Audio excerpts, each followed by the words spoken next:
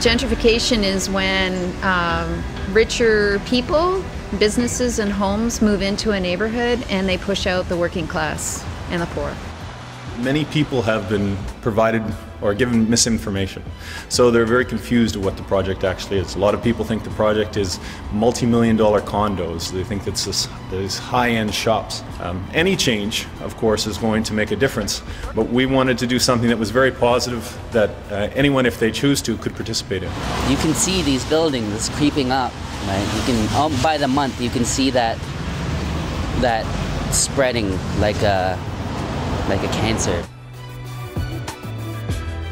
I've seen several kind of mom and pop small businesses shut down because they simply can't afford the rent anymore. And the only way to be able to afford the rent is to charge $150 for a pair of jeans, to charge $5 for a coffee. The project is laid out in such a way that it actually has 79 units of affordable home ownership. To come up with a way to allow people in Vancouver who could not necessarily afford to purchase their homes because of the barriers that are created with these large deposit structures, to do it very, very simply. 18 are social housing units. Those particular units are operated by a non-profit. And then there's a film and art center on the main floor, which is operated again by a non-profit for anyone in the area or the city or the Downtown Eastside or living in the building to participate. A lot of the information or a lot of the people that are against it maintain a very, very hard line.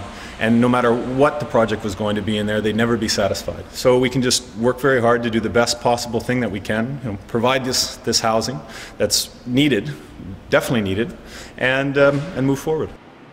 If that project goes through, we are hooped in the community because it's the beginning of a new way of selling condos in this neighborhood that's duping people into thinking that gentrification is good.